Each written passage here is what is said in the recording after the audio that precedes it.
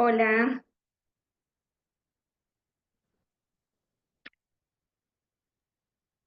bueno, muy buenos días a todos los participantes. Vamos a dar inicio a la sesión de hoy y pues hoy vamos a ir viendo y desarrollando la segunda unidad de este módulo y nos vamos a ir enfocando más en el proceso de evaluación fonoaudiológica.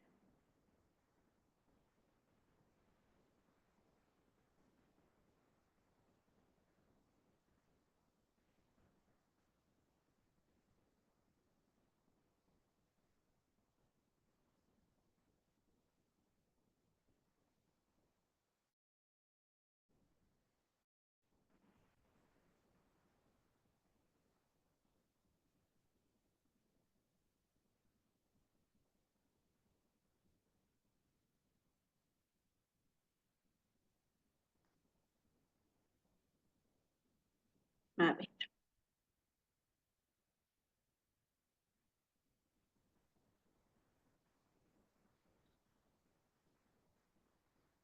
Ayer habíamos ido hablando y revisando este proceso de, pues, el tener que formar parte de un equipo multidisciplinario o interdisciplinario y habíamos ido marcando las diferencias entre ser parte de un equipo interdisciplinario y un equipo multidisciplinario, ¿no? Habíamos conocido las características, todo esto, y también habíamos ido viendo lo importante que es el papel de un fonoaudiólogo, ¿no? En ese equipo multidisciplinario, ya que debido a las características que presentan los pacientes en general, cuando hay algún grado de discapacidad, dificultad en el aprendizaje, el lenguaje viene siendo alterado y afectado de una u otra forma.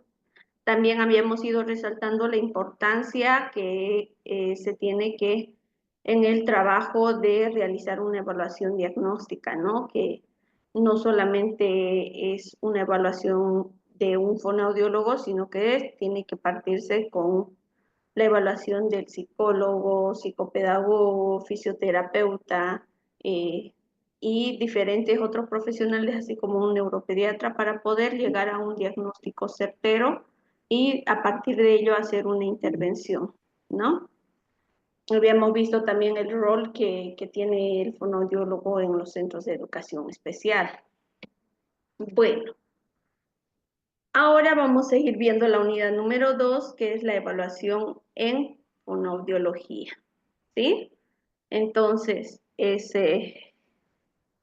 importante y vital que nosotros vayamos viendo esta primera parte y entendiendo para poder luego llegar a algo más puntual, que es la aplicación de una evaluación y luego su posterior interpretación, ¿sí?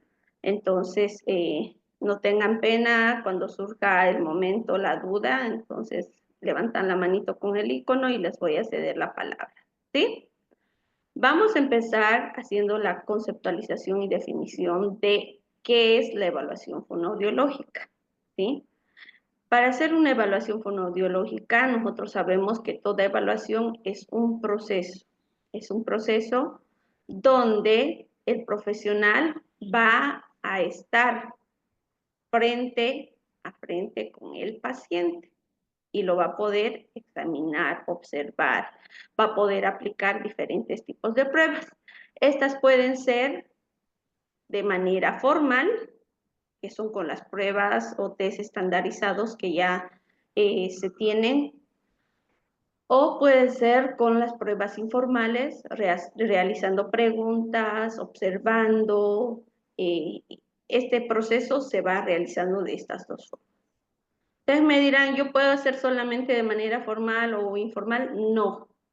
Siempre es bueno apoyarse en estas dos formas de aplicar una evaluación para que así también pues nosotros tengamos la mayor cantidad de información y podamos hacer posteriormente un análisis más eh, crítico y un análisis muy puntual, ¿sí? Entonces, siempre es importante que nosotros como evaluadores estemos respaldados con instrumentos de manera formal e informal, ¿sí?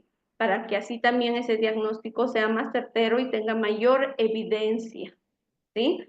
Porque en una evaluación fonoaudiológica no es solamente el hecho de agarrar una cierta prueba, voy a aplicarla, voy a ver qué pasa y nada más. No, yo tengo que tomar en cuenta diferentes factores y elementos que intervienen en este proceso de evaluación, ¿sí? Eso es muy importante porque a veces nosotros no es suficiente, como la compañera ayer decía, las familias vienen a evaluación y quieren en una sola sesión de 40 minutos saber qué es lo que pasa con su pequeño. Entonces nosotros tenemos que saber orientar a las familias e indicarles que esta evaluación es un proceso y al ser un proceso pues requiere de varios pasos para que así se pueda llegar a una posterior conclusión y definición si realmente existe algún tipo de discapacidad o dificultad en el desarrollo del lenguaje, ¿sí? Pero en este proceso yo tengo que tomar en cuenta diferentes elementos. Uno es el conocimiento clínico que yo tengo para poder aplicar diferentes pruebas e instrumentos y así poder seleccionar la prueba adecuada de acuerdo a las características que está presentando esta persona, ¿sí? La experiencia que yo vaya a tener en esta aplicación me va a permitir a mí tener que hacer el manejo de manera más eficiente de lo que yo estoy queriendo aplicar, ¿sí? Pero no solamente es eso, basarme en mi experiencia, sino que también yo tengo que considerar la evidencia científica con la que yo cuento. En estos últimos años, el área de fonoaudiología está evolucionando favorablemente y está teniendo grandes avances, ¿sí? Tanto que en esta última década, pues también se han ido cambiando muchos otros términos de cómo antes se diagnosticaban y actualmente cómo se los va denominando. Tanto que en las intervenciones que anteriormente uno se enfocaba más en la respiración, se enfocaba más en la articulación y en hacer las praxias, actualmente ya esto está quedando desechado prácticamente y pues se va trabajando de diferente forma en sus intervenciones. Entonces, es bueno que nosotros sigamos actualizándonos, sigamos leyendo artículos, investigaciones, que nos van dando evidencia científica para que así nosotros también podamos mejorar una evaluación, podamos tener un respaldo actualizado y así para que esta práctica sea basada en la evidencia, ¿no? Pero también es importante que cuando nosotros tenemos enfrente a esa personita, como ayer les decía, nosotros consideremos que esta personita no es un mundo aislado, ¿no? Esta personita es parte de un contexto familiar, de un contexto social, en el cual pues también de una u otra forma va a ir influyendo el diagnóstico y lo que nosotros vayamos a determinar, qué es lo que pasa con este pequeño, va a ir influyendo de una u otra forma en su contexto, ¿sí? Y cuando nosotros evaluamos, no solamente tenemos que partir de la dificultad que está presentando este niño, sino que también yo debo considerar sus intereses, sus valores, sus necesidades y las oportunidades que nosotros podemos encontrar en este pequeño para así poder aplicar una buena evaluación y no solamente partir de su necesidad y su dificultad, ¿sí? Como ya les indicaba, el contexto es un factor importante porque nosotros tenemos que muchas veces adecuar el proceso de evaluación o la intervención en el contexto de la atención que se le va a brindar a esta persona. Entonces, esto es muy importante. Y si nosotros llevamos esto que estoy diciendo al plano contextualizado, pues es evidente lo que yo tengo en mi trabajo, en mi centro, no es lo mismo que pasa en otra institución, en otro centro. Entonces, la misma población a la que yo voy a atender seguramente no es la misma a la que atienden otras instituciones.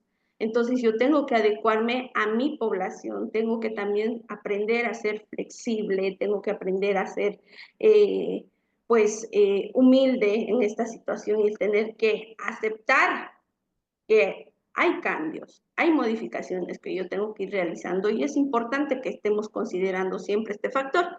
La perfección como tal, pues no existe, ¿no? Porque muchas veces nosotros queremos llegar a tener este paso de la perfección, pero lamentablemente pues existen diferentes elementos que muchas veces a nosotros no nos permiten lograr todo esto, ¿no? Entonces hay que tener siempre una buena ética en lo que estamos haciendo, conocer y manejar adecuadamente lo que vamos a hacer y la actitud siempre positiva ante cualquier situación, no porque yo tenga una prueba que es netamente estructurada y esto es evidente. Nosotros cuando aplicamos evaluaciones de manera formal, recurrimos a pruebas estandarizadas, las cuales ya han sido pues evidenciadas y se ha ido viendo de que esto tiene buenos resultados y nos permiten llegar a detectar algún tipo de dificultad o alteración que se esté presentando en el desarrollo del lenguaje.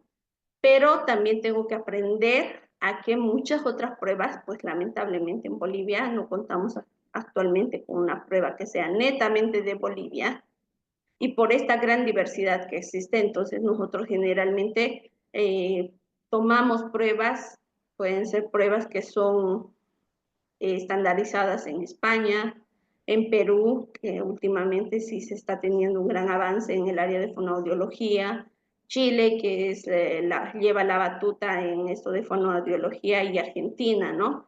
Que son países que están más adecuados a nuestro contexto. Sin duda hay alguna similitud en cuanto al manejo del lenguaje, de términos, ¿sí? Pero tampoco lo son todo, ¿no? Entonces uno también tiene que aprender a darse cuenta en qué factores estamos nosotros recibiendo algún tipo de modificación y de qué manera nosotros podríamos ir aplicando estas pruebas, ¿sí? Vamos a continuar. Ustedes me preguntarán entonces, ¿por qué es importante la evaluación de fonoaudiología? ¿No? Es importante la evaluación como un primer paso, un punto de partida, porque nos va a permitir detectar si existen retrasos, distorsiones en el desarrollo del habla, que también pueden perjudicar la inserción en un grupo social de esta persona, o la incorporación del código lectoescrito en el contenido pedagógico. Entonces, es muy importante la evaluación fonoaudiológica porque a partir de ello, de una buena evaluación, un buen diagnóstico, yo voy a saber de qué manera después voy a poder intervenir, ¿sí?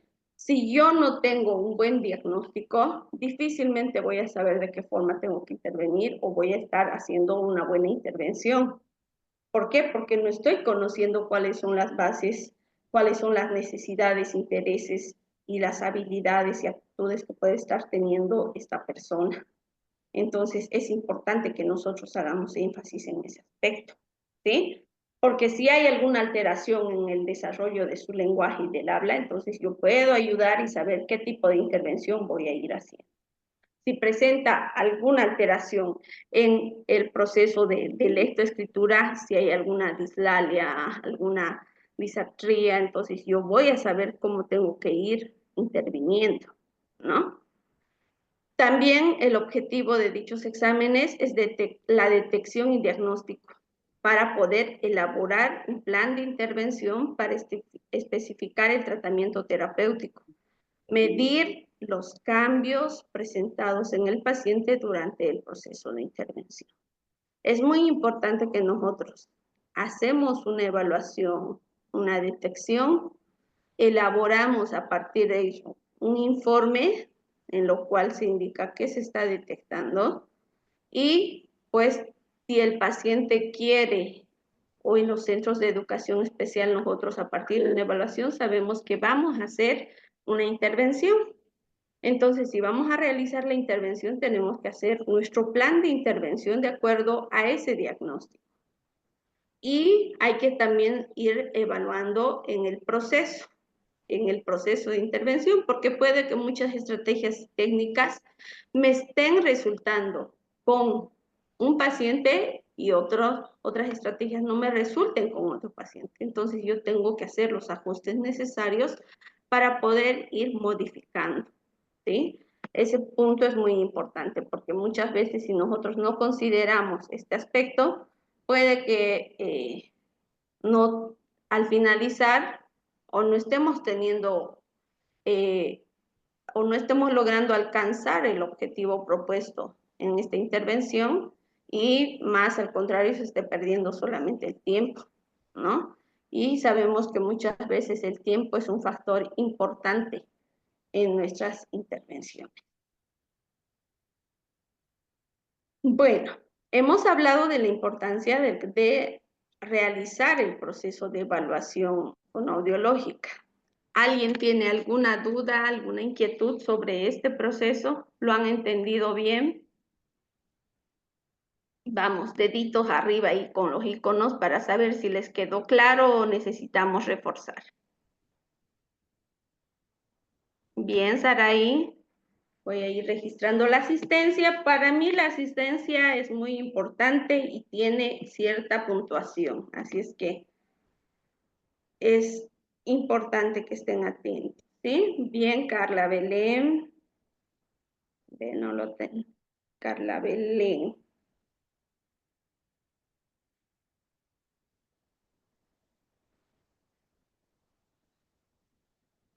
Bien.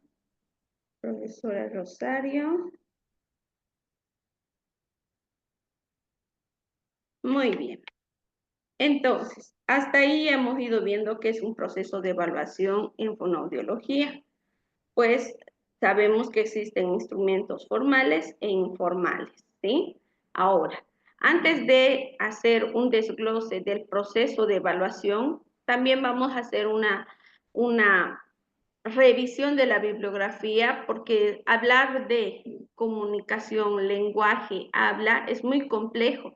Si nosotros no entendemos y no tenemos bien definidos estos conceptos, pues va a ser más complejo para nosotros hacer un proceso de evaluación, ¿sí? Entonces es importante que tomemos en cuenta este aspecto. Bien, ¿dónde está? Y perfecto. Entonces, vamos a hacer una pausa en esto de la evaluación fonoaudiológica para hacer una revisión de los conceptos que son muy amplios y así poder recordar qué es el proceso de algunos conceptos básicos, ¿sí? Entonces, si nosotros vamos a hablar de habla, es necesario que retrocedamos un poco más y hablemos de algo más amplio que es el lenguaje, que sigamos retrocediendo y vayamos al concepto de una comunicación, ¿sí? Porque comunicar es un acto que podemos realizar todos los seres humanos, ¿no? Es una relación de intercambio de un mensaje donde tienen que existir diferentes elementos como un emisor, la persona que va a emitir, ¿qué cosa? Un mensaje. Ese mensaje, ¿por qué lo va a hacer? Por un canal, un código, ¿sí? ¿Y a dónde va a ir dirigido? A un receptor.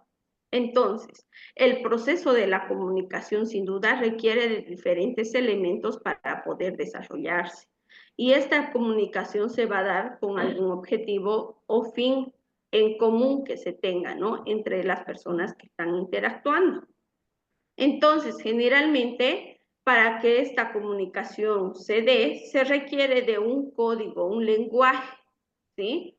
Ayer les indicaba que nosotros podemos comunicar de tres formas. Uno, haciendo uso del lenguaje hablado oral, o podemos comunicar mediante un lenguaje de señas, que ya es todo un sistema amplio, o podemos comunicar de forma escrita, ¿sí? Sin duda también la comunicación no verbal, que son los gestos, señas, movimientos que hay, estos comunican de alguna forma, pero no todos lo podemos interpretar de la misma forma, porque no es un sistema que sigue diferentes pasos, así como el lenguaje de señas de las personas con discapacidad auditiva. Estas personas sí tienen todo un sistema que ya está muy estructurado, está muy elaborado y pues es por eso que también se lo considera como parte ya de un idioma, una forma de comunicarse, ¿no? Entonces el lenguaje es la facultad que el ser humano tiene para poder comunicarse. Puede hacerlo de estas tres formas, lo puede hacer, puede comunicar y puede expresar lo que esa persona así lo quiere, ¿no? Entonces, si nosotros vamos a ir hablando del lenguaje, pues también vemos que en un lenguaje hay diferentes idiomas. Y en el planeta existen diferentes idiomas, un sinfín de idiomas.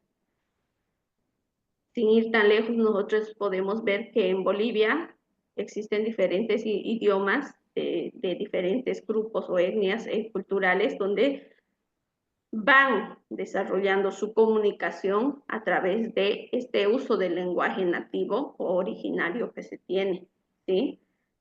Eh, bueno, nuestro lenguaje, el español o el castellano, es el que más ampliamente se puede entender porque muchas personas lo hablan, ¿no?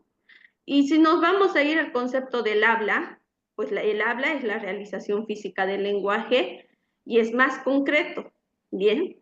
El habla es la expresión de manera oral que se va realizando, que esto es el fin de la expresión, ¿no?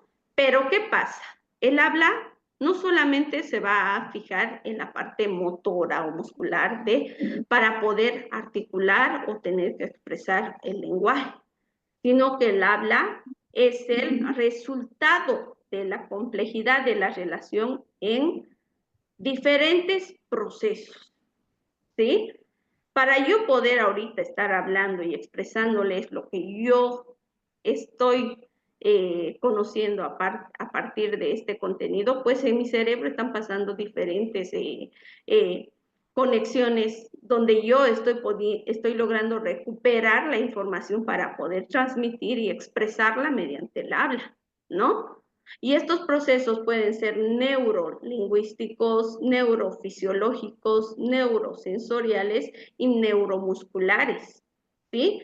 Que nos van a permitir que una persona en concreto, en este caso yo, pueda utilizarlos de manera particular de acuerdo a la necesidad y al contexto que ahora estoy teniendo para poder hacer su uso y expresarlo mediante el código, la lengua, respetando las reglas, porque yo ahora, como me estoy comunicando y estoy usando este lenguaje y mi habla está siendo más formal, no es el mismo habla que tengo con mi hijo, ¿no?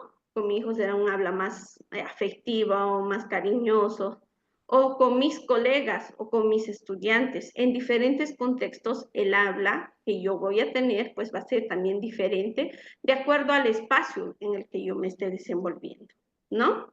Es muy importante considerar eso, ¿sí?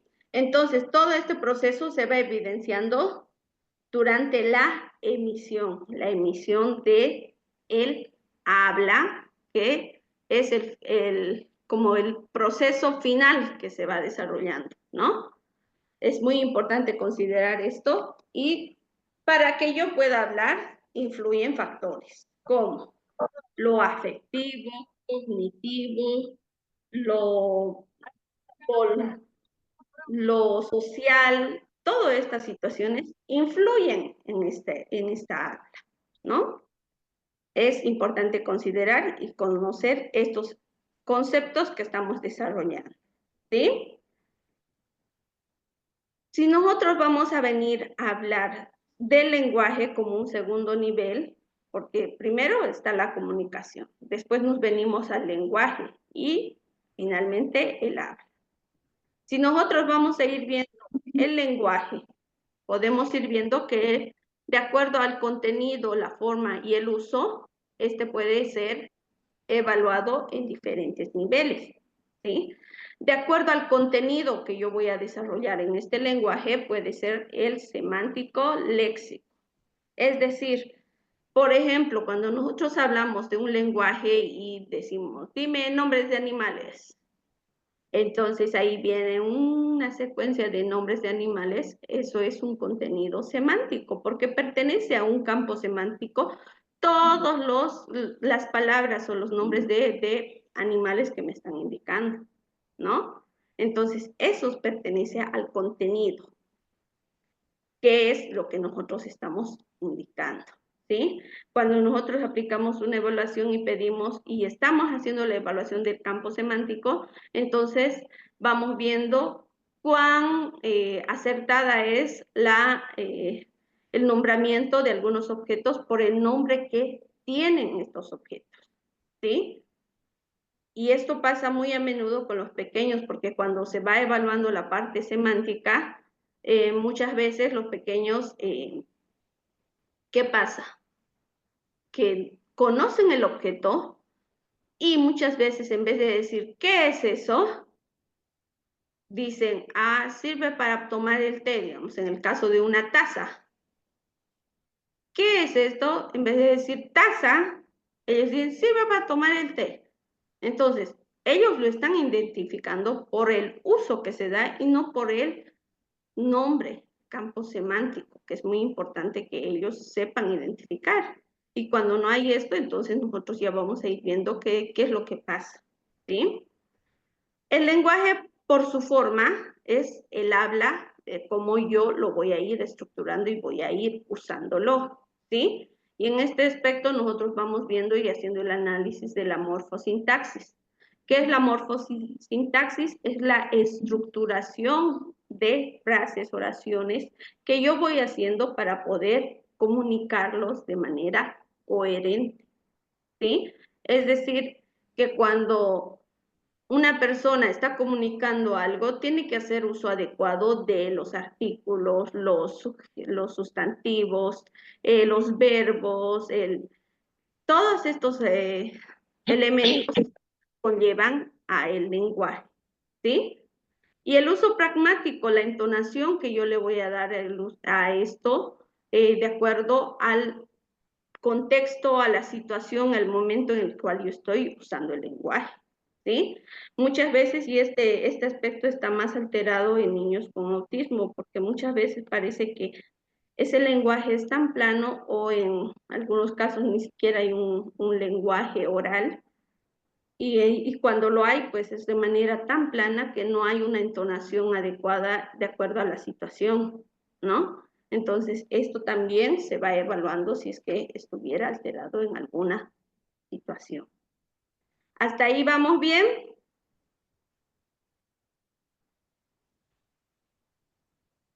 Creo que sí. Listo. Entonces, también es importante que nosotros hablemos sobre la perspectiva funcional, ¿sí? La función y el uso que se da en esta situación del lenguaje, ¿sí? Como les indicaba, yo cuando voy a hacer uso del lenguaje tengo que saber qué es lo que yo quiero transmitir, cómo lo voy a transmitir y el uso que se le va a dar a este lenguaje, ¿sí? Entonces, sin duda, el tener que hacer una evaluación del habla es pues tener que irse un poquito más atrás y tener que partir del lenguaje.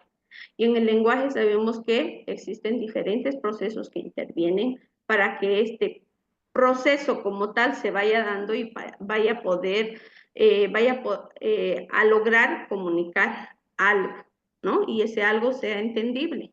Entonces, es necesario que nosotros veamos a el lenguaje, la comunicación y el habla como un proceso súper amplio y complejo que se viene a complementar, ¿sí? Se viene a complementar. Bien, haciendo una revisión de estos conceptos previos, que seguramente ustedes ya lo conocían y lo han ido recordando ahora, nosotros vamos a pasar pues a continuar con el tema, donde nos seguir viendo. Ya hablamos de la evaluación fonoaudiológica. La evaluación fonoaudiológica como un proceso donde se van aplicando técnicas e instrumentos de manera formal e informal, ¿sí? Pues ahora vamos a ver cuáles son estos métodos y técnicas de evaluación de habilidades y necesidades de la persona, ¿sí? Existen métodos y técnicas que a nosotros nos permiten poder hacer una buena evaluación. Entre estas tenemos la entrevista y aplicación de la anamnesis. ¿Es importante este instrumento? Claro que sí. Es el primer paso que a nosotros nos va a permitir conocer mayor información sobre este niño o paciente al cual yo voy a atender. Hacer la evaluación observativa y explorativa es fundamental y necesario. Aplicar protocolos de pruebas o test estandarizados de evaluación, sin duda, ¿sí? Aquí tenemos diferentes métodos y técnicas formales e informales que nos van a permitir a nosotros recolectar la información para que a partir de ello nosotros podamos hacer la puntuación, análisis e interpretación para poder llegar a una conclusión de un diagnóstico, ¿sí? Estos tres elementos son básicos e importantes y los vamos a ir desglosando y analizando, ¿sí? Vamos a ir viendo qué es la anamnesis. Ayer su compañera bien me indicaba y ella mencionaba sobre la importancia que tiene el tener que trabajar con la recolección de datos, ¿sí? Y pues la anamnesis es un instrumento que nos sirve para aplicar en una entrevista. ¿Entrevista a quién? A ver, si a consulta o vamos a irnos netamente al aspecto educativo. Si yo tengo un estudiante que presenta una dificultad en su lenguaje, entonces la anamnesis es un instrumento semi-estructurado, porque yo puedo modificar, agregar preguntas, quitar preguntas, de acuerdo a la necesidad del momento, ¿sí? Y me va a permitir recolectar información. Esta anamnesis no se lo voy a aplicar al niño porque el niño no me va a saber dar muchos datos. Es a la familia, a los padres, a quienes se los tiene que aplicar, porque ellos son los que nos van a dar una información adecuada, ¿sí? El núcleo familiar, los papás, los progenitores, y si no estuviera ninguno de los progenitores, pues el tutor sería la persona indicada o la persona más cercana a la que nos va a poder brindar la información. Porque en la anamnesis yo tomo antecedentes del periodo prenatal, perinatal y postnatal. Estos datos son fundamentales porque también nosotros podemos hacer el hallazgo de alguna anormalidad o alguna situación que se haya presentado y que tal vez a consecuencia de esta situación estemos actualmente con alguna dificultad en el desarrollo del lenguaje de la persona, ¿sí? También tengo que tomar en cuenta datos como el desarrollo psicomotor de la persona, del niño, datos del desarrollo del lenguaje, más ampliamente, en este caso, desde la evaluación de fonoaudiología. Tengo que tomar en cuenta los antecedentes clínicos, es decir, si el niño ha tenido algún tipo de cirugías, algún tipo de complicaciones, enfermedades, alergias, si hace algún tipo de tratamiento complementario, usa algún tipo de medicación actualmente, ¿qué pasa con ese niño? También hay que tomar en cuenta los antecedentes mórbidos de relevancia del niño, ¿sí? Y los antecedentes familiares. Es decir, nosotros tenemos que hacer el análisis del contexto familiar. ¿Por qué? Porque muchas veces, el niño presenta eso, pero el papá también tenía esta situación. El papá también presentaba esta situación o alguno de los hermanitos actualmente tiene la misma situación. Entonces puede haber algún indicador que llame la atención y esta situación esté siendo parte de como una característica de la familia, ¿no? Y es bueno que nosotros vayamos analizando y viendo esta información. Hay que ver también los antecedentes comportamentales y de malos hábitos orales, ¿no? Porque en estos antecedentes también influye bastante el factor sociocultural. ¿sí? Porque es todo netamente que es como una pelotita que va y va y va y va tomando forma de acuerdo a todo lo que va influyendo en este ambiente. Y esto lo vamos viendo. Si en mi familia las personas, los miembros de la familia, tienen malos hábitos, pues yo que soy un niño también lo voy a tener, ¿no? De una u otra forma voy a ir adquiriendo ese hábito porque es el contexto social en el que yo me estoy desenvolviendo. Y en esta situación también nosotros tenemos que ir viendo. Si mis padres no hablan de manera adecuada el castellano, entonces seguramente de una u otra forma yo también voy a tener esta alteración en el lenguaje, ¿no? ¿Por qué? Porque en mi contexto más cercano, que es la familia, no se está haciendo un uso adecuado. Y generalmente esto pasa con niños que son de padres que hablan guaraní, que hablan quechua, aymara. Entonces, hay algún tipo de alteración. No decimos que siempre, pero sí se presenta en alguna situación. ¿Sí? La relación con los pares y el adulto, el juego y el rendimiento escolar son elementos que se toman en cuenta, ¿no? Si yo no tengo más, generalmente veo esto, ¿no? Que muchas veces son hijos únicos y solamente pasan el tiempo con los papás. Entonces, muchas veces ese lenguaje también se ve marcado en su desarrollo. ¿Por qué? Porque el niño no tiene la oportunidad de generar interacción entre pares, entre niños de la misma edad. No tiene esta oportunidad de crear situaciones de juego porque un juego no es igual que un adulto lo haga con un niño que entre niños, ¿no? Entonces, todos estos elementos van influyendo en la anamnesis. En la evaluación observativa o explorativa, que es otro instrumento que nosotros aplicamos, otra técnica, donde nosotros vamos a ir haciendo la evaluación extraoral, es decir, hacemos el análisis de la parte facial, frontal y lateral, es decir, que exista una simetría en lo que es la nariz, los labios, la parte vestíbulo y frenillo labial, ¿no? Netamente aquí ya es la observación y la exploración de los órganos que intervienen en la parte orofacial, ¿sí? Es importante que nosotros tomemos en cuenta, porque si tenemos alguna persona, algún niño que tiene la nariz achatada, donde las fosas nasales son más cerraditas, entonces este niño por ende va a tener una complicación en tener una buena respiración, ¿no?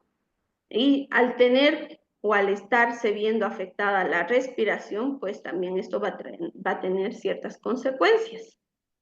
En el caso de los labios, muchas veces hay niños que tienen los labios, el labio leporino, por ejemplo, y esto requiere mayor atención, ¿no? Porque cuando nosotros articulamos las palabras, pues también las vamos articulando de diferente forma, haciendo movimientos y coordinando estos movimientos. Entonces es que si hay alguna alteración en la parte del labio, como alguna fisura, algo así, entonces se va a ver también afectado.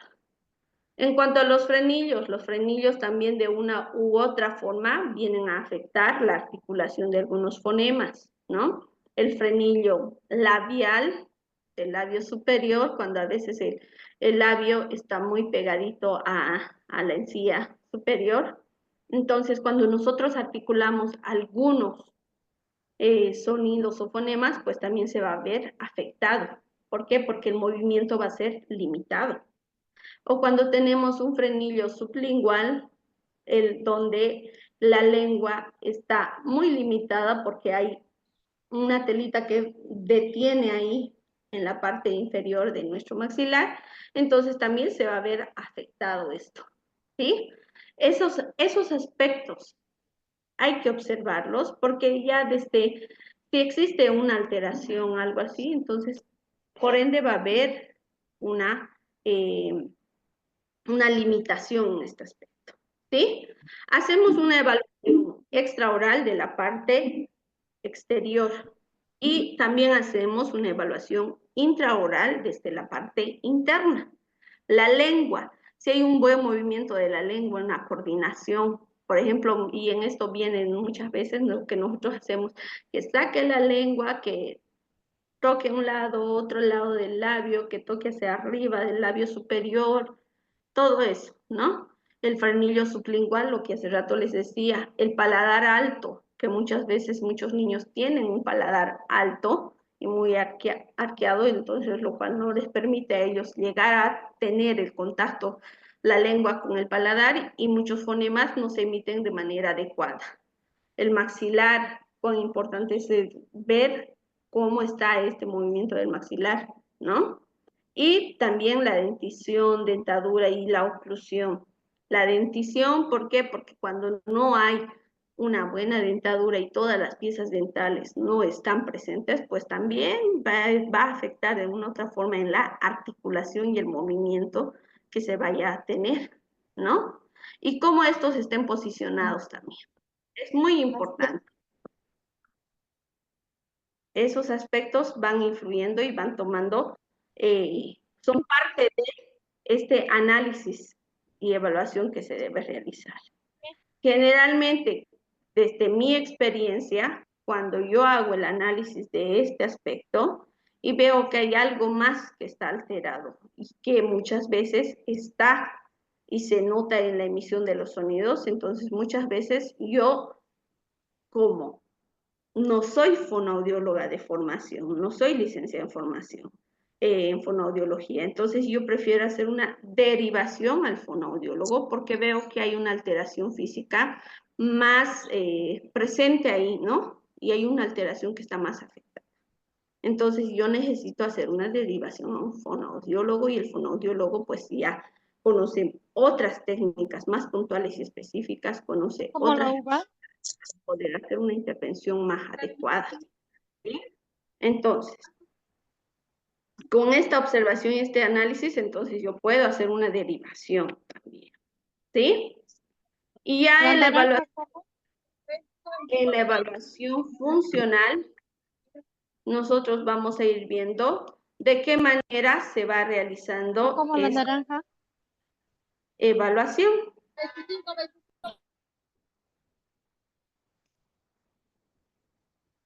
Seguimos.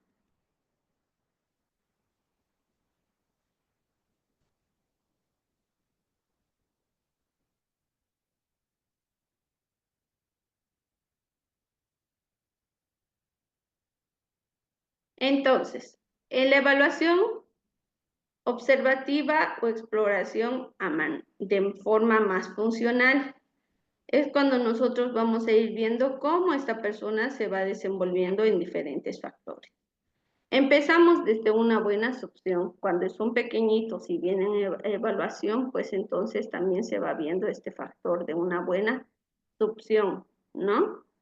Sí, y también vamos recogiendo información de acuerdo a lo que la mamá nos indica, si el niño ha podido tomar la lechecita del pecho de la mamá, si ha tenido una buena succión o si le ha costado y por eso no ha logrado tal vez agarrar el pecho o no ha logrado agarrar la mamadera. Todos esos aspectos se van tomando en cuenta. ¿Sí?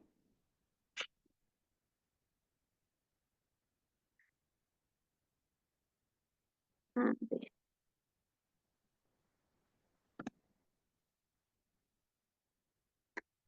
En la deglución es un factor importante que hay que tomar en cuenta porque vamos viendo la función muscular.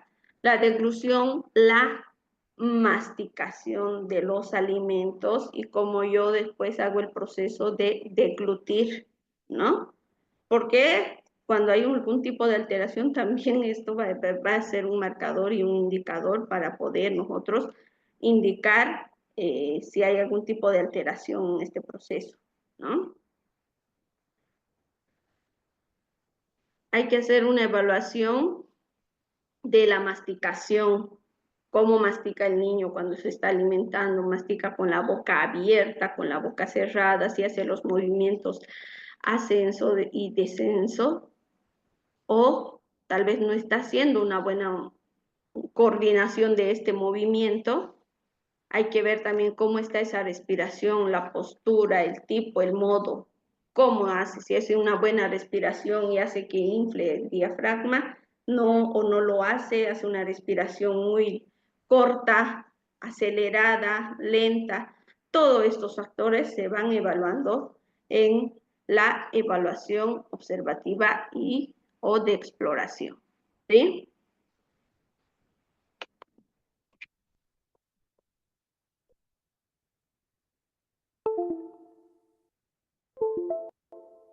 Entonces, hasta ahí nosotros vamos viendo que hacer una evaluación pues también influye mucho de la observación y lo que vamos a ir nosotros, la información que vamos a ir recolectando. ¿Sí? Hasta ahí.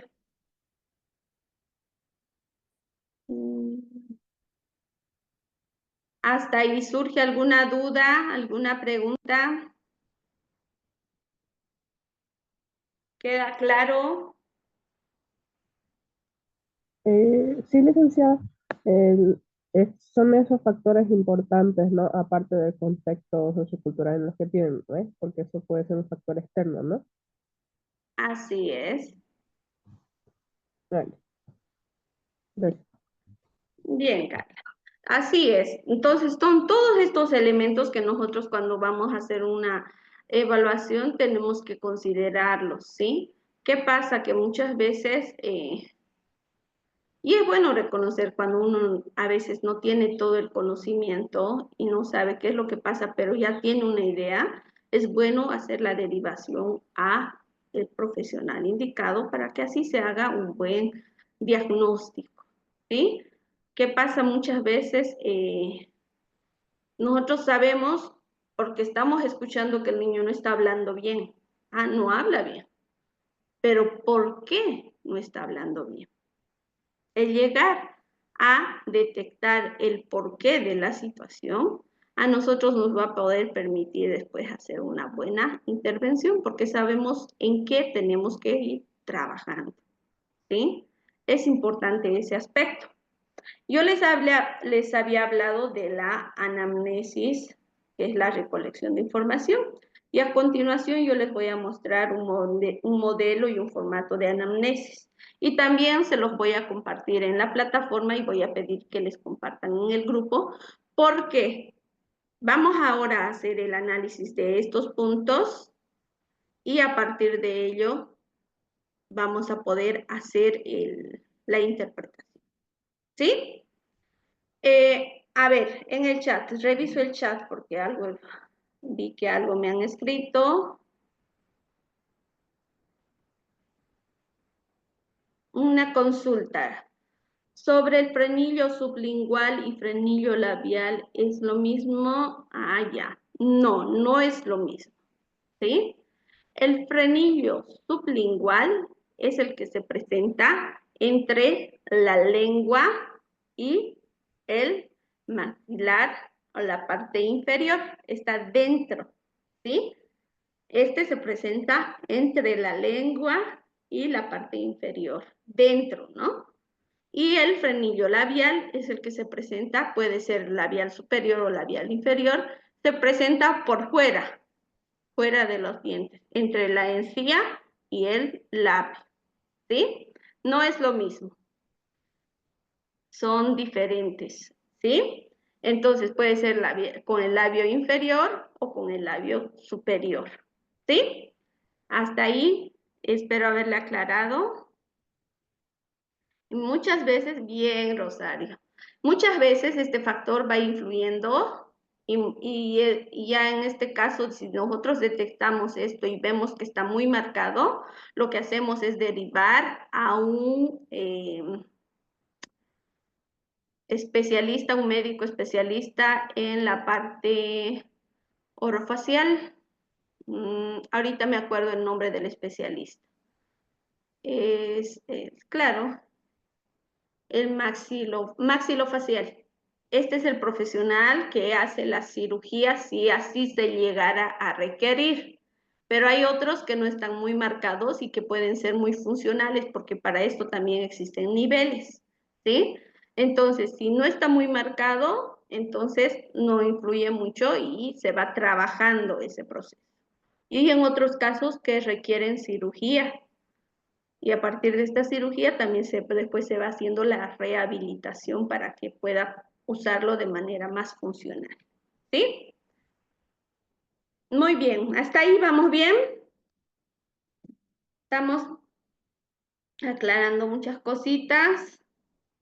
Bien, como les decía, yo ahora voy a compartir un modelo, un formato de anamnesis.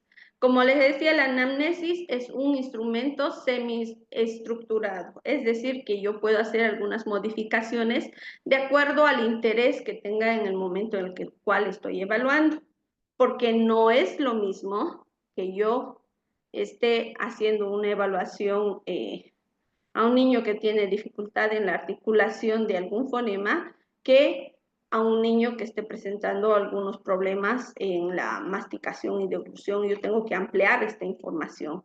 Entonces, de acuerdo al interés que yo tenga, voy a ir haciendo el análisis. ¿Sí? A ver, vamos a ir viendo. Permítanme un momentito que les voy a compartir el formato de anamnesis que nosotros manejamos acá en la institución. Y formatos y modelos hay un sinfín.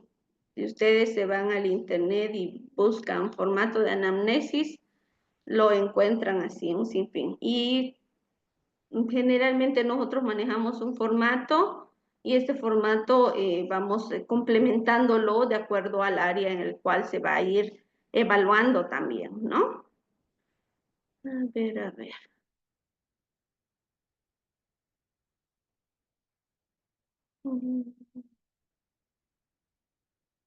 Ahorita vamos a ver.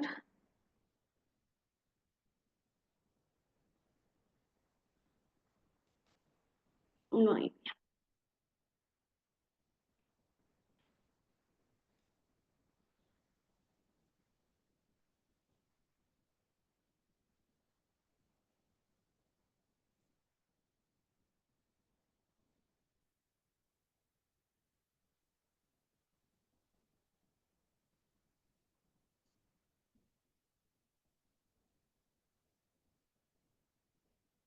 Ahí está. Entonces, como les decía, en la anamnesis nosotros tenemos que considerar diferentes elementos, los cuales vamos a ir complementando con la información que se va recolectando de los padres, ¿no? Y en algunos casos nosotros recurrimos también a recolectar información de la maestra, de la escuela, porque necesitamos recuperar más información en cuanto a cuál es la actitud, la conducta, el desempeño académico del niño. Entonces también recurrimos a aplicar evaluaciones a las maestras. A ver, ¿qué pasa aquí que no quiere abrir?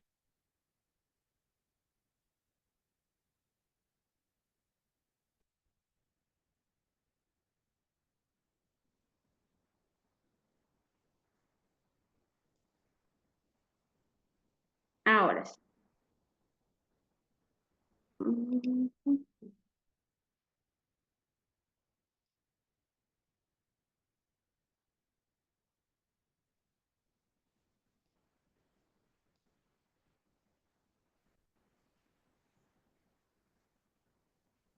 Muy bien. Listo. Entonces, acá tenemos, por ejemplo, un formato de una entrevista o una anamnesis que se va aplicando. Tomamos en cuenta como un primer dato la identificación y datos del estudiante o la persona que está siendo evaluada.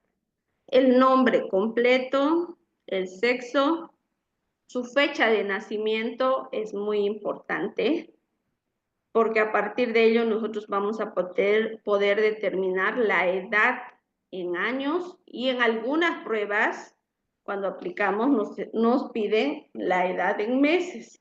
Entonces, todo esto lo vamos a poder nosotros calcular, ¿sí? Es muy importante. También nosotros vemos cuál es el domicilio actual, su teléfono, qué lengua habla el niño, ¿sí? ¿Qué lengua hace uso la familia? Si en la lengua materna que el niño habla, tiene un dominio en la comprensión, el habla, el leer y el escribir. Si en el lenguaje que usan más en la familia, el niño tiene dominio en la comprensión, el habla, el leer y escribir. Es importante el factor de la escolaridad, ¿no? Porque dependiendo también a la edad que presenta el niño, nosotros vamos a poder determinar si va dentro de lo esperado o tal vez está retrasado para la edad que tiene, ¿no? Y si hay algún retraso, ya es un marcador que a nosotros nos dice, ¿y por qué? ¿Por qué si tiene el niño 8 años recién está en un primero de primaria, digamos? ¿Qué pasó? Entonces nosotros ya tenemos que ir ampliando la información en ese aspecto, ¿sí? También es importante conocer el establecimiento en el cual el niño se desenvuelve, porque también, como les decía, el contexto en el cual se desenvuelve también nos va a dar algunas señales de cómo el niño se va a desenvolver en estos diferentes lugares, ¿sí? Otro aspecto es la identificación de los informantes. Y es muy importante tomar en cuenta. Uno, ponemos siempre la fecha en la que se está entrevistando. En los informantes, ¿quiénes vinieron a consulta? ¿Quiénes nos están proporcionando esta información? Ha habido casos, por ejemplo, en los que querían una evaluación y vino la tía. Y la tía, pues, poco y nada conocía de la información del niño. Entonces, no podíamos recuperar mucha información y esta información tampoco era confiable porque no tenía certeza de que las cosas se hayan dado de esa forma, ¿no? Entonces nosotros recurrimos a diferentes informantes y la próxima vez pedimos que venga la mamá. Y si la mamá no está aquí porque está de viaje, bueno, coordinamos para hacer una videollamada y poder aplicar la entrevista. ¿Sí? Es importante este aspecto y cuando nosotros vamos viéndola, por ejemplo, si está la madre, también hay que ver este factor de la edad de la madre, porque nosotros vamos a ir calculando más o menos en qué edad le tuvo al niño, si hubo algún tipo de riesgo, porque hay que considerar que cuando las mujeres tenemos hijos a cierta edad, pues también los riesgos se van aumentando, ¿no? Entonces, es importante considerar ese aspecto. ¿Quiénes estuvieron ahí? ¿Qué información aportaron? Y aquí vamos viendo quiénes están aplicando la entrevista, ¿sí? Puede que yo esté aplicando la entrevista y la psicóloga requiera ampliar la información. Entonces también vamos a ir nosotros haciendo este llenar, ¿sí? Puede que esta entrevista yo la he iniciado y el fonoaudiólogo o el psicólogo, el psicopedagogo necesita más información, entonces puede ir también él complementando la información, ¿sí? Un punto muy importante en la anamnesis es el poder determinar cuál es la situación o el problema que está llevando a la consulta y a solicitar la evaluación. ¿Sí? Es muy importante que nosotros tomemos en cuenta este aspecto porque a partir de ello vamos a vamos a poder ver qué es lo que está preocupando a la familia o qué está preocupando en el contexto escolar y por qué se está solicitando la evaluación diagnóstica. Y a partir de esto, nosotros podemos ir determinando qué instrumentos o pruebas psicométricas vamos a ir utilizando, pero no lo es todo, porque yo también tengo que ir observando cómo está el niño, cómo se desenvuelve. Generalmente, en consultorio lo que hacemos es, bien, yo voy aplicando la anamnesis, al niño lo tengo en la misma sala y le voy brindando algunos objetos con los cuales el niño va jugando, voy viendo cuál es la actitud del niño, ¿sí? Y ya voy observando en esta situación. Entonces, de esa forma nosotros vamos haciendo la observación del niño y aplicando la anamnesis, porque también hay que considerar que el factor tiempo es muy importante, ¿no?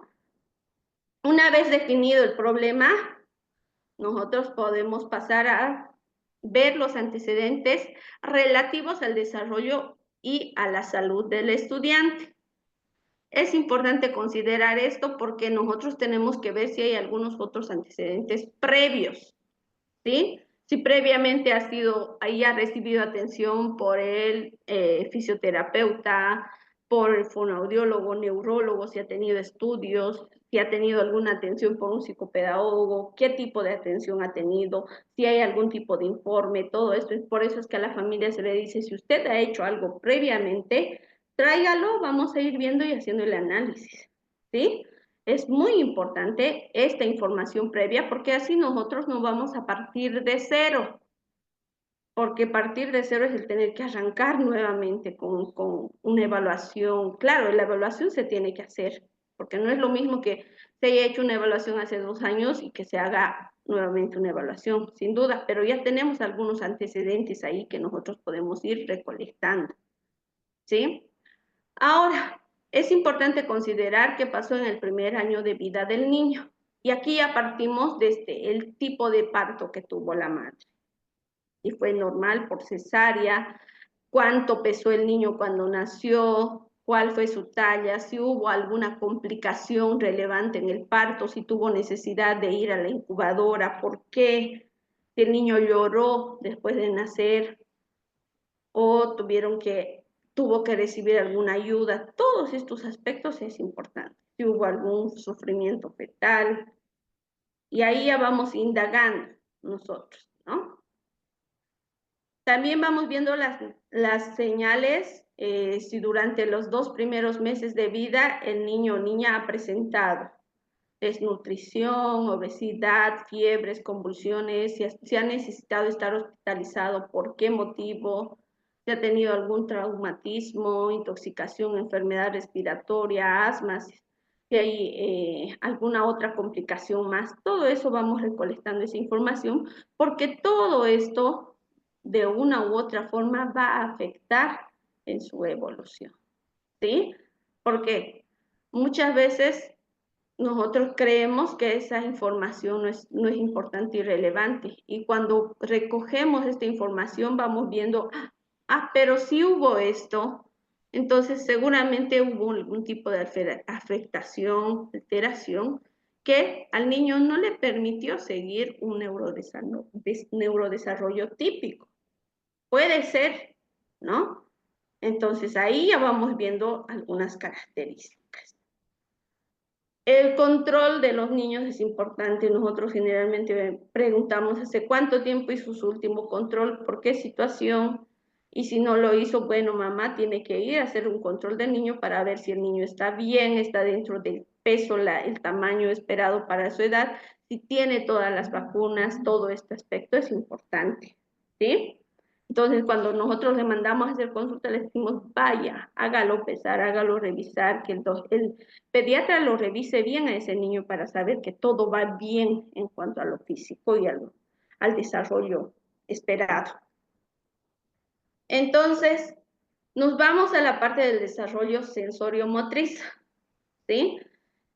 Vamos viendo la edad en la que el niño o niña empezó a fijar la cabeza, empezó a sentarse, a caminar sin apoyo, a decir sus primeras palabras, sus primeras frases, a qué edad se empezó a vestir solo, a qué edad empezó a controlar esfínteres vesical, es decir, de la orina, en el día, en la noche, el control de esfínteres anal también.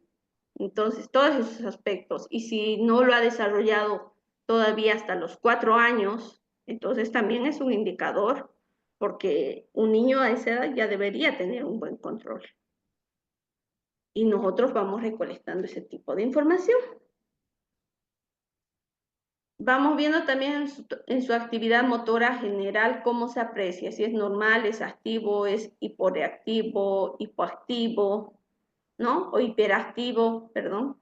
Todos esos aspectos, el tono muscular, cómo se aprecia, si es normal, si es hipertónico, hipotónico, en relación con su motricidad gruesa, ¿qué se aprecia? Si hay estabilidad al caminar, si tiene caídas frecuentes, si tiene dominancia lateral.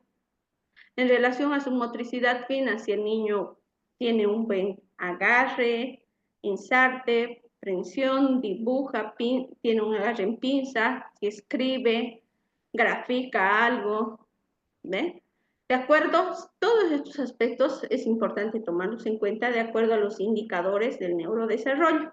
Y es por eso que se les mencionaba que es importante que así como el proceso motor sigue una evolución, pues también en el lenguaje hay pasos e indicadores esperados para ciertas edades. Y si el niño no lo ha logrado, entonces nosotros necesitamos ver qué pasó, por qué no lo logró. Y si hay un retraso marcado a partir de los 6 meses, entonces ya se puede estar considerando como un retraso en el desarrollo del lenguaje, ¿no? Y ese aspecto hay que considerarlo. En relación con algunos signos cognitivos, hemos indicado que el lenguaje no solamente es una parte motora, requiere de varios sistemas que se van a venir desarrollando, como la parte cognitiva, la parte lingüística, fisiológica, sensorial, muscular. Entonces es un proceso complejo que requiere ser evaluado y la parte cognitiva no tiene que quedar de lado. Hay que hablar, ver, recuperar información sobre cómo el niño se relaciona y reacciona ante las caras de los familiares cuando era pequeñito, cómo él iba reaccionando, si prestaba atención cuando se le hablaba, todo esto, ¿sí? Si demandaba objetos y compañía, si sonreía, balbuceaba, si manipulaba y exploraba objetos, si comprendía prohibiciones, si posee evidencias de coordinación ojo-mano y alguna otra información que tal vez es relevante para el momento, ¿no? Y así vamos recolectando y recuperando información, por ejemplo, de la visión y audición. Si al niño le interesan los estímulos, si en ocasiones tiene los ojos irritados, si presenta dolor frecuente de cabeza, si se acerca o aleja demasiado de los objetos, toda esta información en la parte visual y también tenemos en la parte auditiva, si se interesa por los estímulos, si reacciona y reconoce voces y sonidos, si gira la cabeza cuando se lo llama, si acerca al oído mucho a la televisión, si le gusta escuchar en volumen fuerte, si se tapa o golpea los oídos, si presenta dolor frecuente. Todos estos aspectos hay que recuperar esta información, ¿sí? En cuanto al desarrollo del lenguaje, si bien aquí tenemos como algunos indicadores, pero cuando hacemos una exploración más hay que siempre anexar algún otro el documento, que eso ya lo vamos a ir viendo también en la aplicación del PEP, ¿sí? El desarrollo del lenguaje, vamos viendo si el niño se comunica preferentemente en forma oral, gestual, mixto, o de qué forma el niño se comunica con el adulto. Y esto generalmente nosotros vamos viendo en niños pequeños, ¿no? Porque ya al año, año y medio, el niño ya tiene que tener algunas habilidades para poder comunicarse. Las características del lenguaje expresivo, si el niño, aquí están muchos de los hitos esperados para ciertas edades. El balbuceo, si el niño balbucea, si emite sonidos, si vocaliza y realiza gestos o señas aisladas, si emite palabras, si produce señas, si emite o produce frases, si relata experiencias, la emisión, pronunciación, producción es clara o no es clara, se entiende, no se entiende, qué hay, qué pasa en esa comunicación. Las características del lenguaje comprensivo. Y es importante que nosotros vayamos viendo el lenguaje, no solamente en la parte expresiva que es el habla, sino que también tenemos que ir viendo en la parte comprensiva. Se identifica los objetos, identifica a las personas, comprende conceptos abstractos, responde en forma coherente a preguntas de la vida diaria, y emite, produce frases, relata experiencias, la emisión, pronunciación, producción clara, si si sigue instrucciones simples, complejas, si sigue las instrucciones grupales, si comprende los relatos, cuentos, todos esos aspectos hay que ir evaluando. En el desarrollo social también vamos viendo cómo es el niño, cómo se desenvuelve en el entorno, ¿no? Si es capaz de explicar razones de su comportamiento, si participó en actividades grupales, si opta por trabajar de manera individual, si presenta algún lenguaje colálico, si exhibe dificultad para adaptarse a situaciones nuevas, se relaciona en forma colaborativa, si respeta las normas sociales, normas de la escuela, si muestra sentido de humor, si presenta algún tipo de movimientos estereotipados, si presenta pataletas, cómo es la reacción ante diferentes estímulos como las luces, los sonidos, las personas extrañas, si todo es de manera natural o es desmesurada, muy alterada, ¿no? También vamos viendo el estado actual de salud del estudiante, si hay vacunas, si está al día de sus vacunas, si ha presentado alguna complicación cardíaca, ha presentado alguna pérdida visual o auditiva, si hay algún tipo de trastorno, si hay alguna enfermedad, algún trastorno emocional, todos esos aspectos tenemos que considerar. La alimentación es algo fundamental, ¿no? Si la alimentación es buena, es mala, tal vez un niño de 2 años sigue pidiendo que las verduras no las come así nomás, necesita que todo esté licuado, o tal vez no es capaz de morder y sacar pedazos de carne, digamos, de un bife. Entonces, ¿qué está pasando ahí? ¿Sí? Si el peso del niño está dentro de lo esperado para su edad o está con sobrepeso, también hay que ver cómo es el sueño de ese niño, si es normal, tranquilo, inquieto, si duerme la cantidad de horas esperadas o duerme poco o ese sueño es interrumpido, qué pasa en ese sueño y cómo es si el niño duerme solo también es importante porque hasta cierta edad los niños ya deberían aprender a dormir solos por generar y fomentar su independencia, ¿no? ¿Y cómo es el niño cuando generalmente cómo tiene su humor, su comportamiento? ¿Es alegre, risueño, está triste, serio, enojado, es violento constantemente? Todos esos aspectos hay que ir viéndolos. Vamos al antecedente familiar. Aquí vamos registrando datos de las personas. Aquí, por ejemplo, empezamos con el papá, es lo que les decía hace rato. El papá, cuántos años tiene, si tiene alguna formación profesional, a qué se dedica, igual la mamá, los hermanos, ¿sí? Es importante. Y también nosotros vamos tomando en cuenta si por ahí en la familia vive el abuelito más, anotamos al abuelito más. Si los tíos viven con ellos, comparten mucho tiempo, también los tomamos en cuenta porque son parte del contexto del niño. Si hay algún antecedente de salud familiar, si hay alguna complicación que presentan algún miembro de la familia, el cual nosotros podríamos ir viendo y tal vez se relaciona. Antecedentes escolares y de apoyo familiar, y esto lo hacemos más con niños que ya están escolarizados, ¿no? Vamos viendo la edad de ingreso al sistema escolar, si asistió al jardín, hizo kinder, prekinder, cuántos colegios estuvo, cuál fue la modalidad de enseñanza en la escuela regular, especial o en alguna escuela técnica, el motivo de los cambios, por si se le ha cambiado de colegio, por qué se le ha cambiado. Porque ahí muchas veces nosotros vamos viendo, porque la profesora no le podía ayudar. ¿Y por qué no le podía ayudar? Porque a mi hijo le costaba hacer. Entonces ahí ya vamos viendo algunas características también. ¿Sí?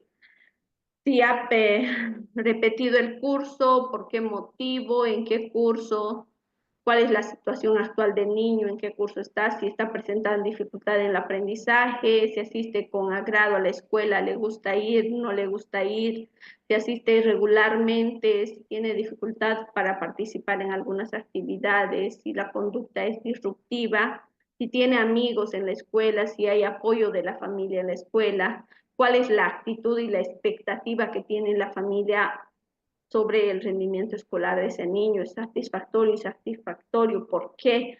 ¿Qué más le gustaría que haga su niño? ¿Sí? cuál es la respuesta que tiene la familia ante esta dificultad, también es importante considerar, ¿no?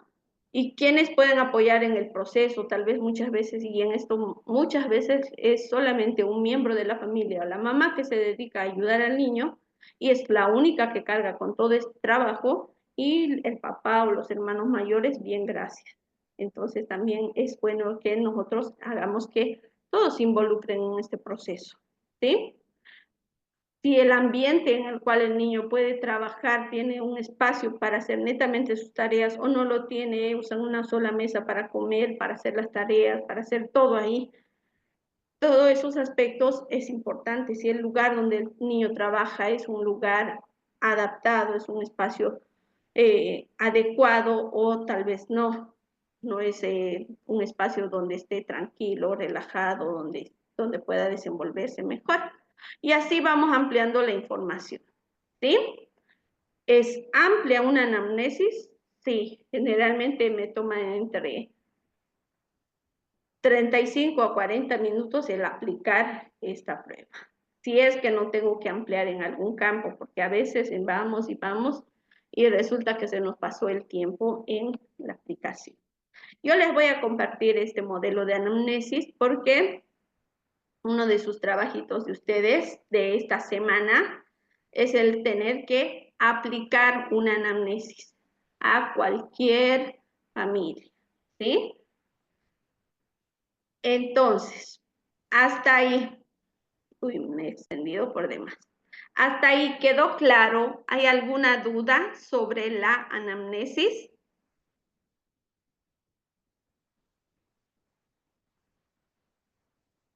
¿Quedó claro? Deditos arriba en los iconos.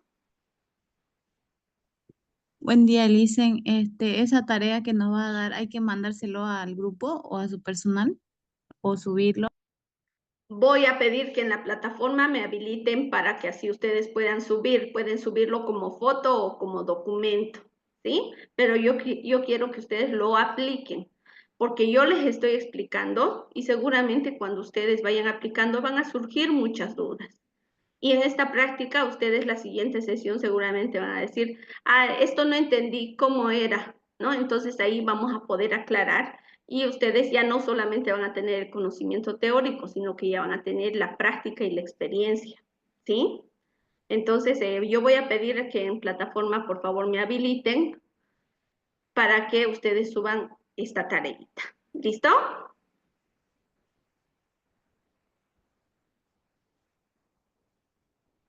¿Quedó Ya, claro? Licen. Sí, Licen, Eso, entendido. bien. Listo, Iris.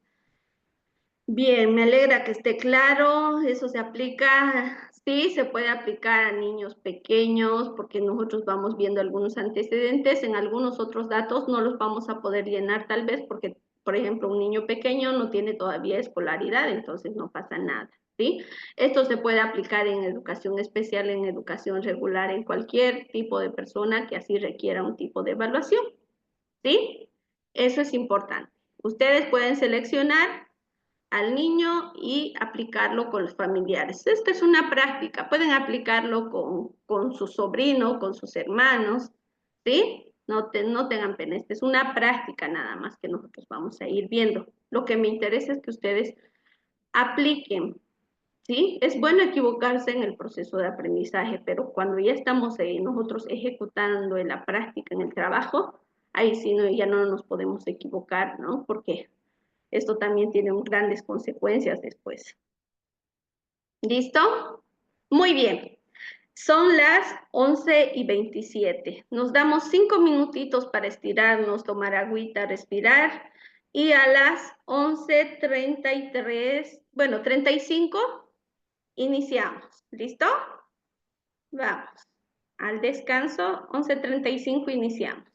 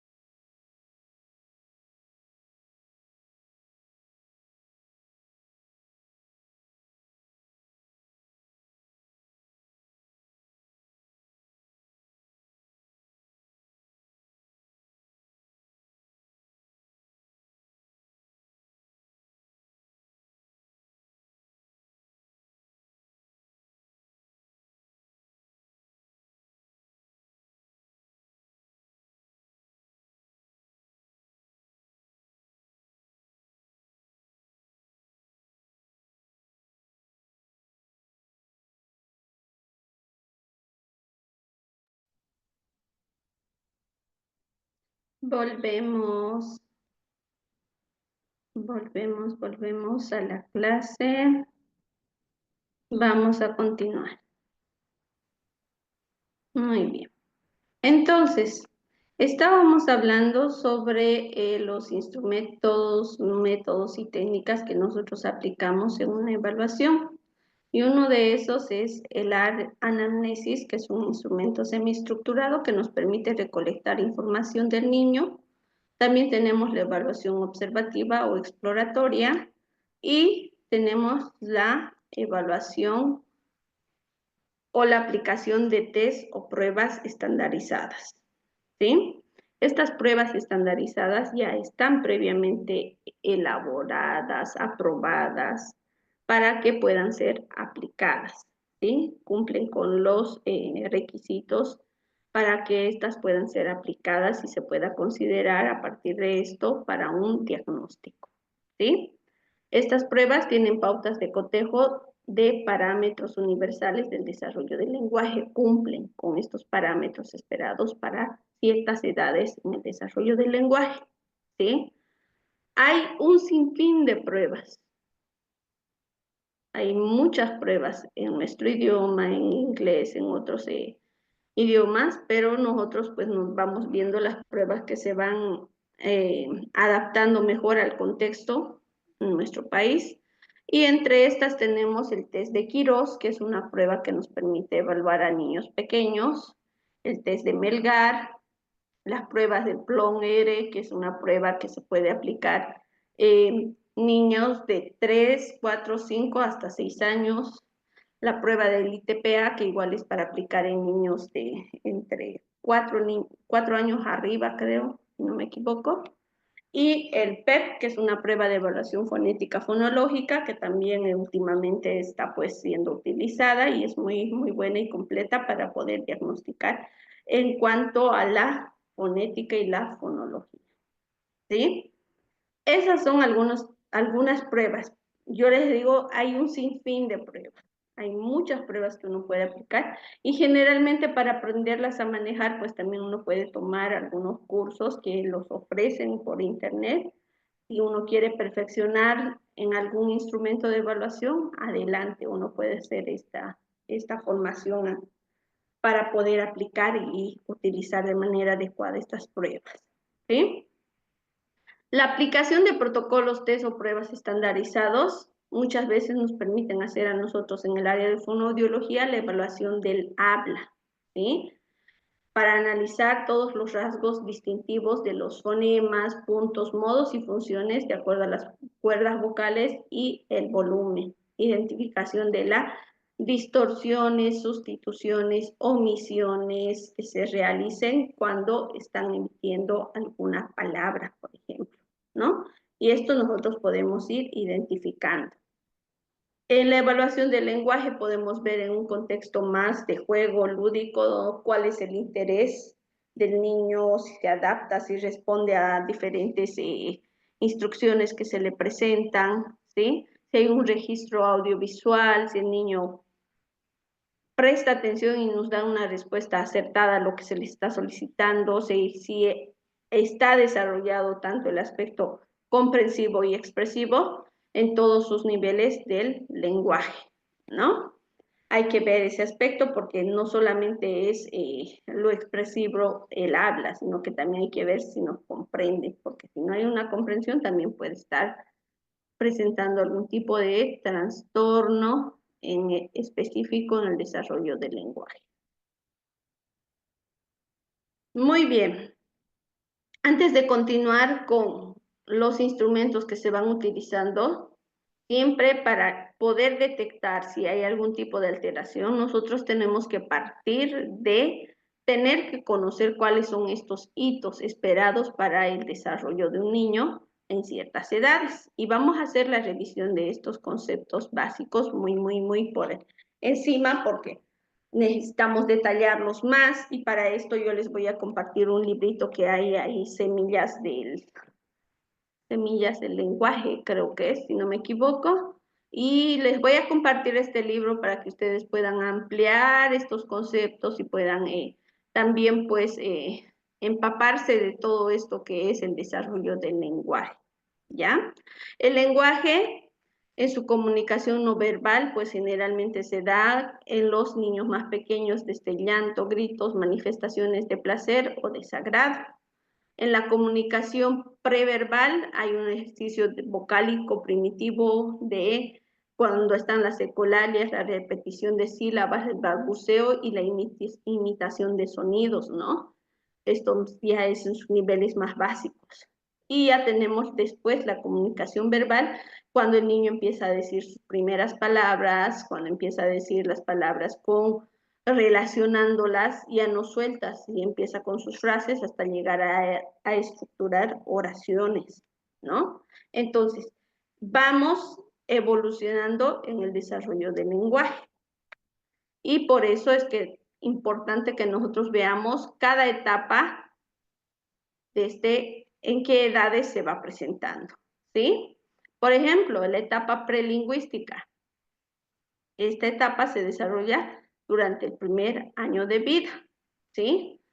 De 0 a 3 meses, el niño tiene sus reflejos de succión, reflejos de deglución, ¿sí? Estos reflejos van desapareciendo posteriormente. El reflejo de succión, por ejemplo, cuando el bebé, y ustedes han debido notar mucho en sus hijos, sobrinos, cuando nosotros le acercamos el dedito al bebé y el bebé automáticamente va a empezar a querer succionar, ¿no? El reflejo de deglución también cuando el niño empieza a querer deglutir algo, ¿no? Está presente ahí este reflejo, ¿sí? Al mes está presente el reflejo de una mordida, ¿no? Empiezan a chocar las encías ahí, a querer morder. La alimentación materna o el biberón está presente ahí, porque si no hay una buena alimentación, también el niño pues no va a tener una buena salud. El llanto y grito sin actividad articulatoria. Y muchas veces cuando nosotros, bueno, si hemos tenido la oportunidad de ser madres, en cuanto al llanto, nosotros sabemos qué es lo que está pidiendo nuestro niño con ese llanto, ¿no? Por el tono, por la forma como va llorando, entonces sabemos, es un llanto de que le duele algo, es un llanto porque está aburrido, porque está mojado, entonces hasta que uno no es madre creo que no sabe reconocer muy bien este llanto, ¿no? El llanto o algún grito que por ahí hay, y hay niños que generalmente son a veces muy pasivos, otros niños son muy llorones, ¿no? Y ahí pasa que muchas veces los papás no saben qué tiene su niño, no saben cómo ayudarlo, ¿no? Hay también estos niños que tienen que desarrollar eso de girar la cabeza donde proviene el sonido, y esto ya desde pequeñitos lo hacen, ¿no? Desde los 2 meses, ellos ya son capaces de girar la cabeza para ver dónde está el sonido, dónde se está produciendo el sonido, ¿no? Entonces, si bien esto se debe realizar y hay otros niños que por ahí escucharon un sonidito, por ahí le hicieron algún sonido y no es capaz de girar la cabeza y parece que ni siquiera le hubiera escuchado el sonido. Entonces, también estos indicadores tienen que estar presentes. Comienza a discriminar la voz del humano, ¿sí? Es como que por ahí escuchó a la mamá y ya sabe que es la mamá del niño y empieza a alegrarse, empieza a motivarse sabiendo que es la voz de la mamá, escucha la voz del papá y también tiene otra reacción, ¿no? Comienza a discriminar los rasgos emocionales de la voz. En este aspecto, por ejemplo, si yo le hablo a mi hijo enojada, seguramente el niño también va a tener otro tipo de reacción, de que cuando yo voy, mi hijito chiquitito, y el niño empieza a alegrarse, ¿no? Y esto se ve en nuestros pequeños.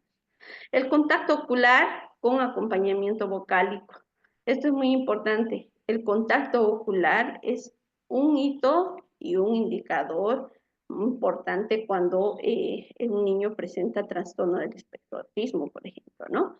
Porque a este niño le costó desde pequeño empezar a tener este contacto ocular, o tal vez si lo tuvo a los 2 años aproximadamente lo perdió. Entonces también es un hito muy importante. El niño tiene que tener la capacidad de ver a los ojos a la persona que que está ahí con él comunicando, que está expresando algo, ¿no? Y la sonrisa social como una respuesta ante una situación, una emoción que tiene que estar presente.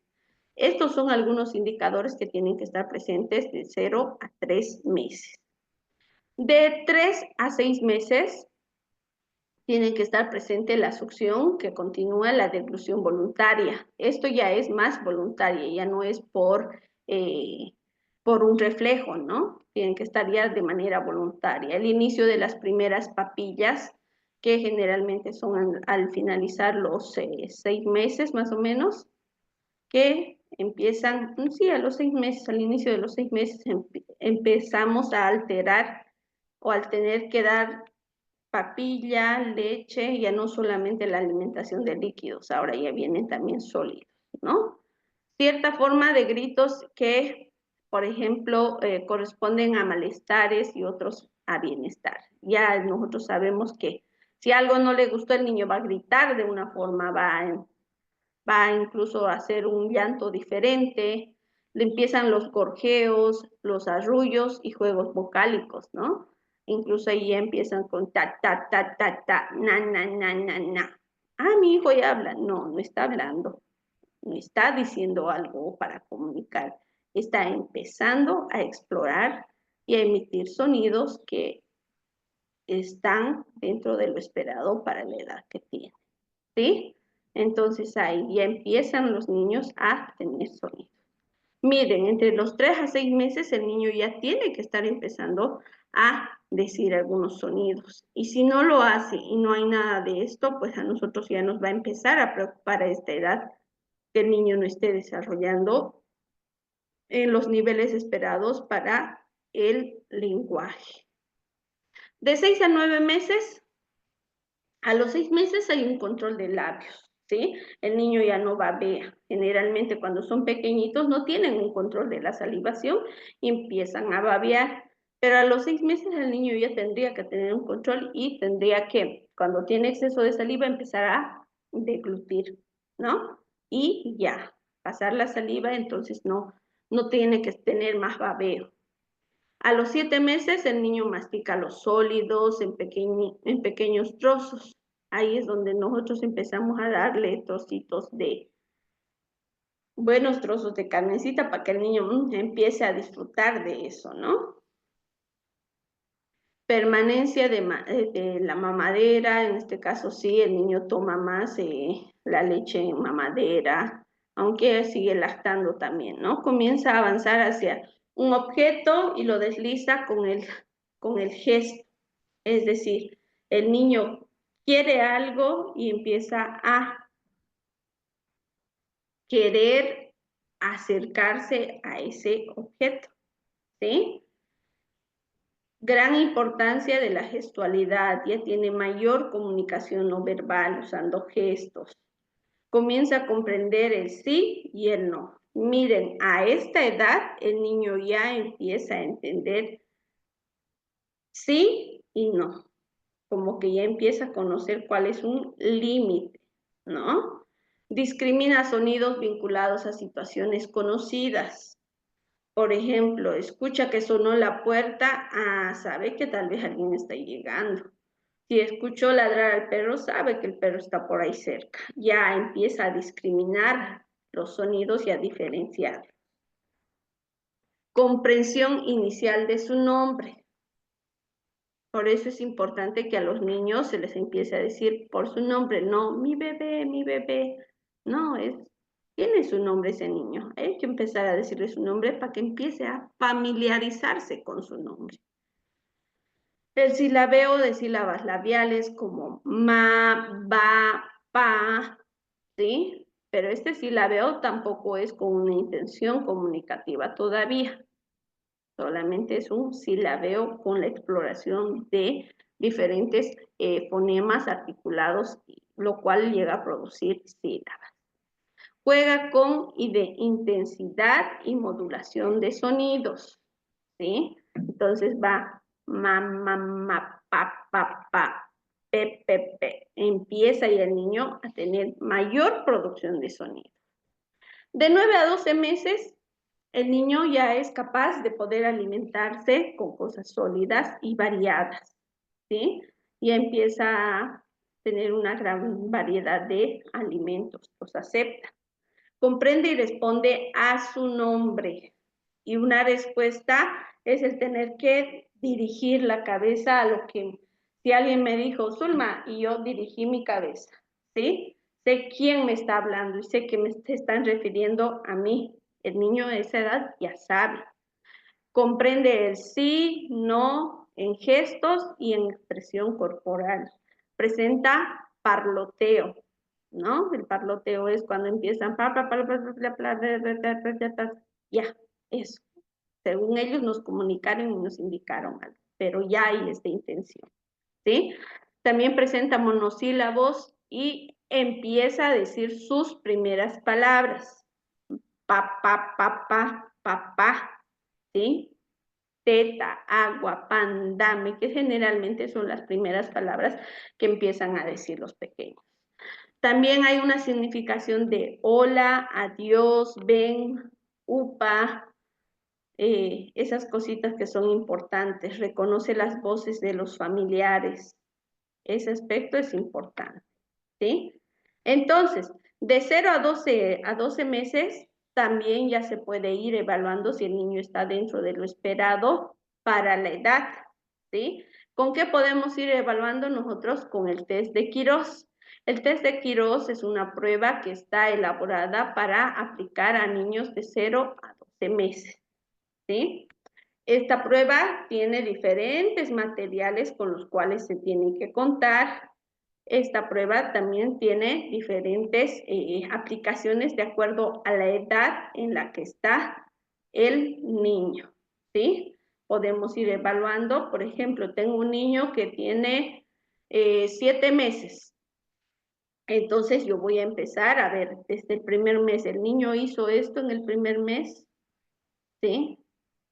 El niño desarrolló estas otras habilidades entre el segundo y tercer mes, hizo gorjeos, expresión bidireccional inicial con interpretación unidireccional, tuvo inicios de gesto emocional con todo el cuerpo, con una sonrisa, e intentó hacer vocalizaciones.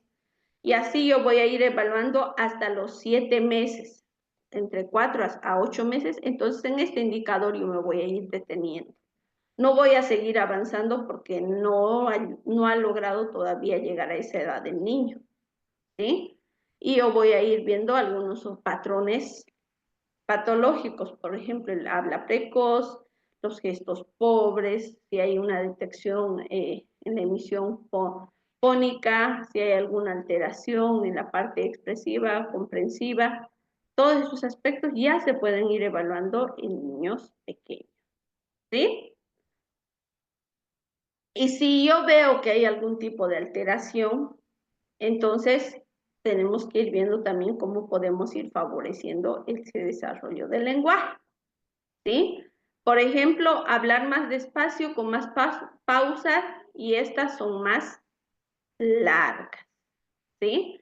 Es decir, si yo voy a hablar a un niño, pues tendré que hablar no de la misma forma como me estoy dirigiendo con ustedes. Tengo que hablar de manera más pausada y alargar este sonido. Ma. Entonces estoy alargando para que el niño también pueda registrarlo de manera auditiva y comprenda, ¿no? Para que luego posteriormente pueda emitir. Se sube el tono de voz. Generalmente cuando hablamos con nuestros pequeños, pues tenemos que aumentar el tono de voz para que ellos puedan escucharnos y no estén desatentos o no se estén distrayendo por alguna otra situación. Se cuida la pronunciación tiene que ser adecuada. Muchas veces nosotros caemos en este lenguaje como bebé, ¿no? Que decimos, ah, chichu, chichu. No, no hay eso. Eso no, porque esa palabra no la utilizamos después. Entonces, te duele. Ya, ahí el niño ya va a ir apropiándose, ¿sí? Esa pronunciación tiene que ser adecuada, ese lenguaje tiene que ser correcto. También tenemos que considerar los enunciados son más cortos y más simples. No es que le voy a dar instrucciones complejas al niño porque el niño no va a entender y no va a poder ejecutar por ende. Entonces tengo que ser muy precisa con lo que yo estoy comunicando. Se repite con frecuencia parte o todo el enunciado. A veces necesitamos nosotros repetirle lo que se le está indicando y generalmente por eso se pide que sea algo corto, algo que sí lo pueda hacer y que no empiece a quedarse frustrado porque no pudo ejecutar algo que se le pidió. Por eso es importante usar un número limitado de palabras, ¿sí? El adulto debe hacer constantes referencias al contexto, indicando o utilizando objetos concretos. Siempre es bueno que cuando nosotros vamos a hablar, pues también estemos demostrando con el objeto concreto, ¿sí? Si yo le digo agua al niño, solamente el decirle, tal vez no va a hacer que él pueda apropiar de manera rápida. Entonces yo voy, agua, y el niño va a saber que estoy hablando y me estoy refiriendo a eso. ¿Sí? Si así fuera el caso. Toma agua y ya. ¿Ve? Entonces ahí el niño ya va a empezar a hacer parte de su vocabulario y va a empezar a relacionar. Se utilizan más gestos y mímicas, sin duda, porque yo no solamente estoy diciendo la palabra, sino también estoy señalando, estoy haciendo que él pueda entender de mejor forma. ¿Sí? Algunos materiales que se pueden ir utilizando para poder ayudar a niños pequeños en cuanto a el desarrollo del lenguaje. Están los peluches, que sin duda hay una gran variedad, estos pueden ir ayudándolos a los pequeños, por ejemplo, con las onomatopeyas, que nosotros podemos empezar a darles a conocer. Algunos gorritos que tal vez podemos hacernos también. Los títeres, que son un buen elemento que nos ayudan a nosotros a poder hacerles entender a los niños y motivarles para que ellos también estén interesados. Las máscaras, tarjetas. Las tarjetas de masaje más para como una intención de hacerlos conscientes de que ellos pueden hacer diferentes movimientos, ¿no? Las tarjetas de vocales y onomatopeyas. Siempre en el proceso de aprendizaje nosotros tenemos que partir de un objeto concreto, objeto real, para poder ir después a un objeto como un juguete, ¿no? Y después de un juguete llevarlo a una imagen.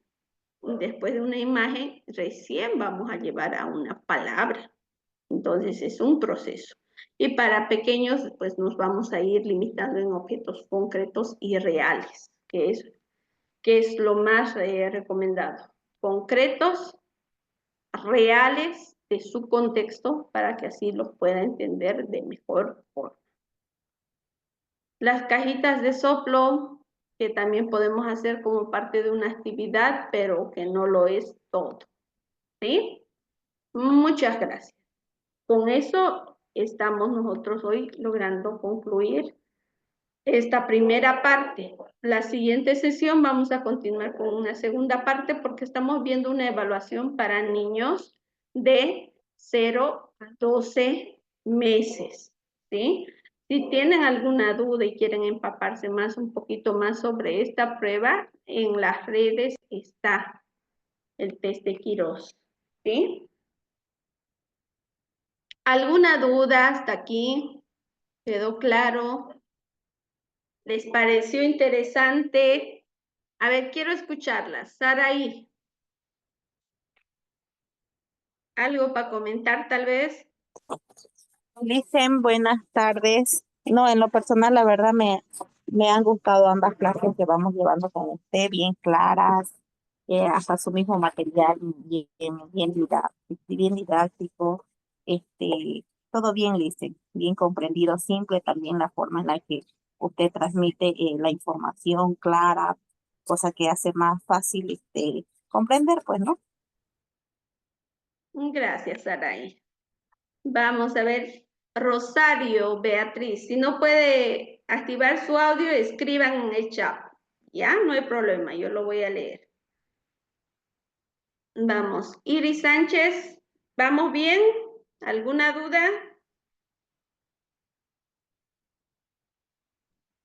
Sí, le dicen todo bien. Eso, me alegra.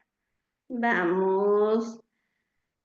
Secundina Ortega, ¿qué tal vamos?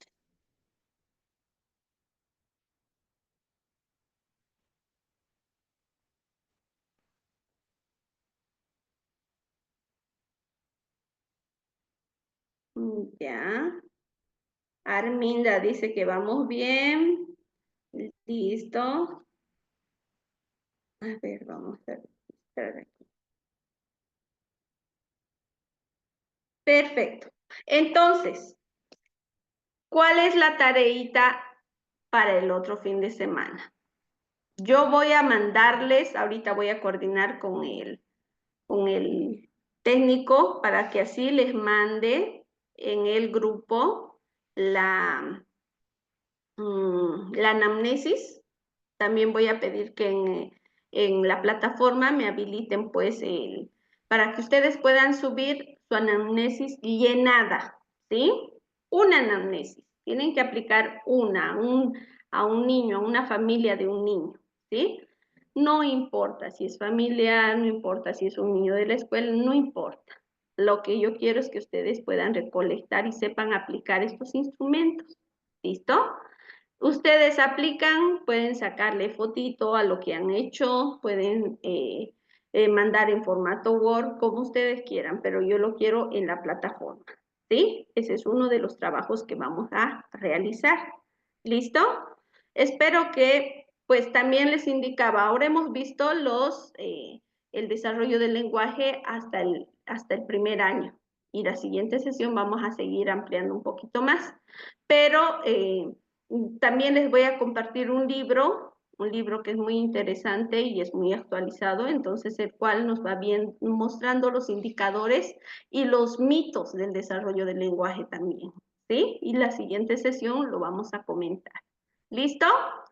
Espero que tengan una linda semana, un gusto haber estado con ustedes, espero que sea un aprendizaje significativo y nos vemos la siguiente sesión que es el día sábado, ¿sí? Arminda dice que es muy importante para detectar necesidades tempranas y concienciar a los padres, sin duda. Rosario, le quedó claro. Muchas gracias. Que estén bien, los veo el siguiente sábado.